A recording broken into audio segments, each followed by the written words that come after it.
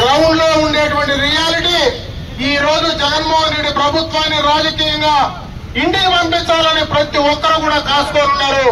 మరీ ముఖ్యంగా యువకులు దానికి ముందుకున్నారు. ఈ రోజు ఈ పట్టణంలో ఈ 4.5 సంవత్సరంలో ఏం కార్యక్రమాలు చేశారో ఒకసారి మీరు ఆలోచించుకోమంటా ఉన్నా. ఈ రోజు ప్రజాస్వామ్యబద్ధంగా ఈ యొక్క మున్సిపాలిటీలో ఎవరైనా ఎన్నికయ్యారని అడుగుతా ఉన్నా. ఈ రోజు నామినేషన్ వేస్తే ఎన్నికల్లో మీరు ఓట్లేశారని అడుగుతా ఉన్నా. ఇక్కడ ఉన్నటువంటి కౌన్సిలర్లకు ఎవరైనా ఎన్నికల్లో ఓట్లేశారా, ఎన్నికల్లో ఓట్లు వేయించుకొని ఎవరైనా గెలిచారా నేను అడుగుతా ఉన్నా. ఎవరు గెలవలా. ఎలకలు ప్రతిపక్షంలో వేసినటువంటి నామినేషన్లు ఎలకలు ఎత్తుకోకపోయాయని చెప్పేటువంటి దౌర్భాగ్య పరిస్థితిలో ఈ ప్రభుత్వం ఉంటే ప్రజాస్వామ్యం పైన వాళ్ళకి ఏం గౌరవం ఉందో అది ఒక్కటే తార్కాణం అని చెప్పి సందర్భంగా తెలియజేసుకుంటున్నా.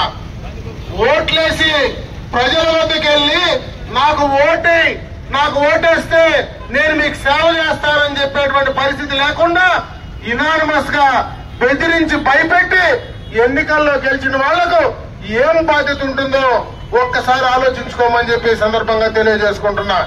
ఈ రోజు అన్ని కూడా విపరీతంగా రేట్లు పెంచారు.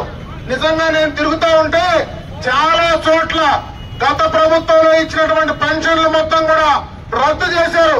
గతంలో ఇచ్చినటువంటి మరి ఏవైతే కార్డులు రద్దు చేశారు.